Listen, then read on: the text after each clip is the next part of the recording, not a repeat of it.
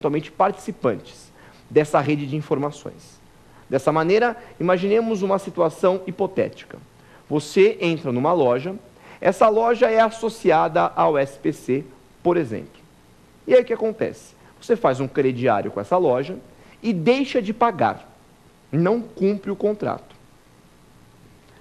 A partir desse momento, a loja que você fez o crediário pode informar ao arquivista o contrato, o nome do titular e o valor da dívida, dizendo, olha, ele está inadimplente.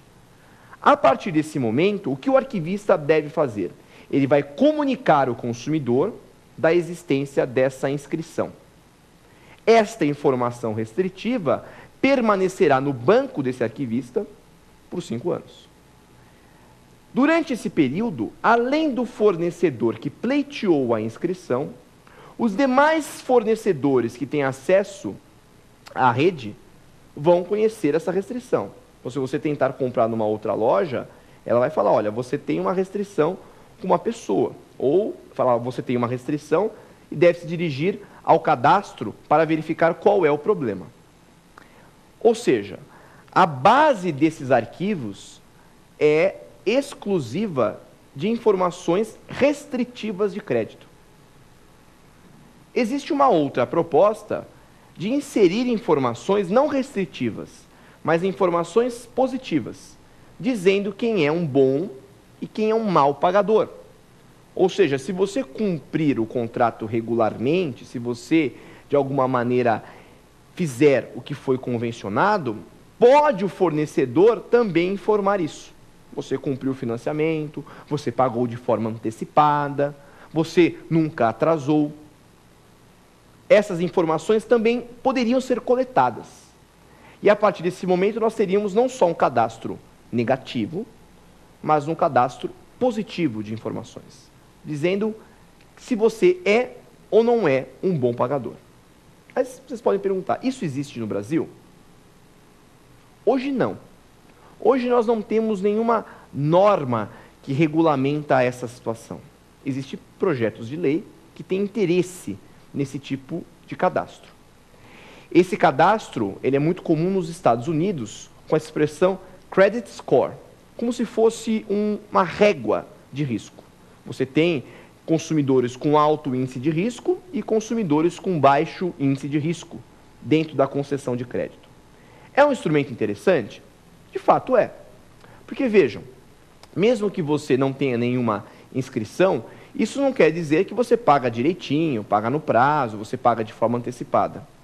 Com o cadastro positivo, eu poderia, na condição de consumidor, pleitear melhores condições de crédito.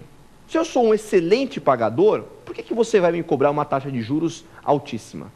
Você vai me cobrar porque está me comparando ao mau pagador. No Brasil, esse é o grande problema. Nós não temos os perfis bem definidos. O cadastro positivo, ele poderia ter essa função. Porém, existem algumas pessoas que criticam o cadastro positivo no seguinte sentido, que o cadastro positivo poderia ser visto ou poderia ser interpretado como mais um cadastro negativo, gerando ainda mais um tipo de exclusão e a divisão da nossa sociedade em castas, dos bons, dos maus, dos médios pagadores. E o problema dessa forma de criar categorias é que a sua situação hoje talvez não seja a mesma daqui 10, 20 anos, ou daqui 2, 3 meses. O mau pagador de hoje é simplesmente uma pessoa que está desempregada. Ele não está fazendo isso por uma distorção de caráter.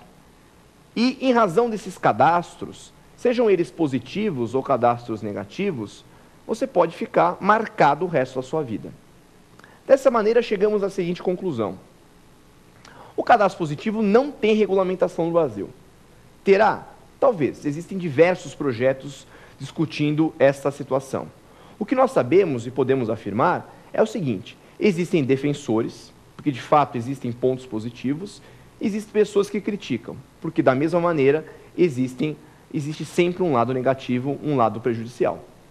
Cabe ao Estado, cabe ao nosso legislativo verificar o interesse nesse tipo de mecanismo. Porém, já alerto a maioria dos telespectadores. O cadastro positivo é um pleito, é um pedido do mercado. É um pedido das práticas em geral. Então, provavelmente, daqui a alguns anos, ou talvez nesse mesmo ano, no ano que vem, nós tenhamos aí uma solução a essa problemática. Quem sabe com a edição de uma nova lei para regular essa temática. Dessa maneira, podemos já passar à nossa próxima questão. Professor Bruno, o arquivista de um banco de dados deve comprovar o envio da comunicação ao consumidor? Essa é uma pergunta extremamente interessante. A comprovação da comunicação pelo arquivista é uma das principais, ou foi uma das principais discussões no Poder Judiciário nos últimos 4 ou 5 anos. O artigo 43 do Código de Defesa do Consumidor ele é muito claro. Ele fala em comunicar por escrito. Mas em momento algum ele fala em comprovar. E aí esse tema gerou uma enorme celeuma. Por qual razão? Voltemos a um exemplo que deixará muito mais simples a compreensão do tema. Um belo dia você entra numa loja, faz um crediário.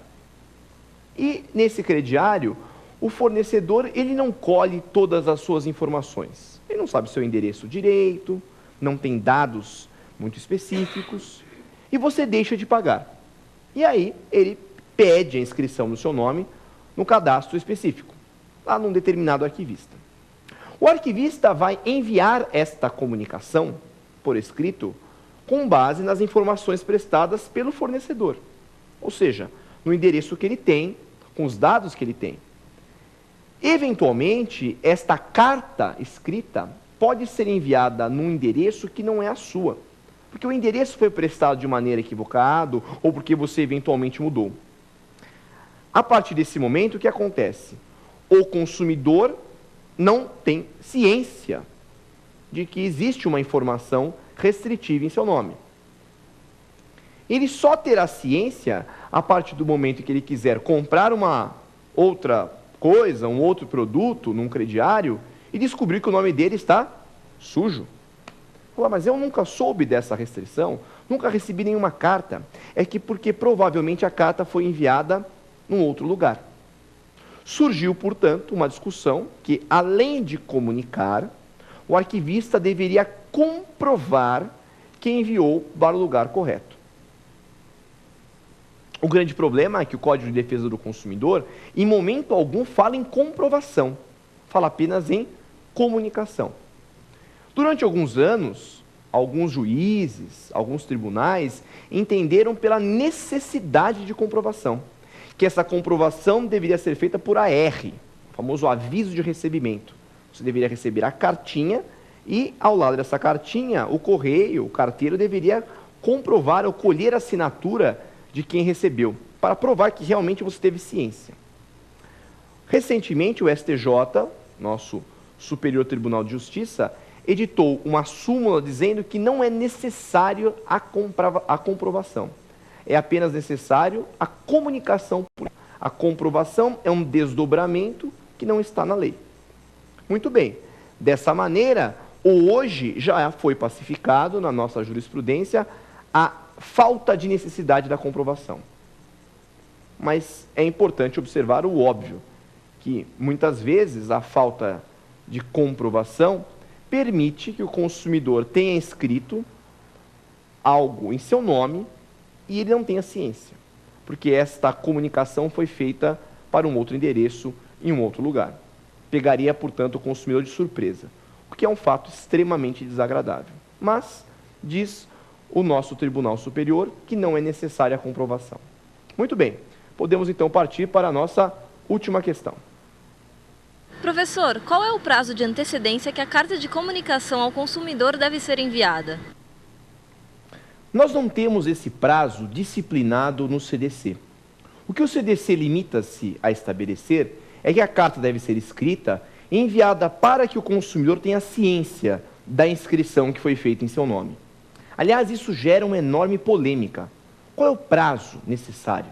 Nós temos que imaginar uma situação do nosso dia a dia. Vivemos numa sociedade tumultuada, em que as pessoas têm uma série de afazeres. Esta carta, portanto, deve garantir uma antecedência, um prazo mínimo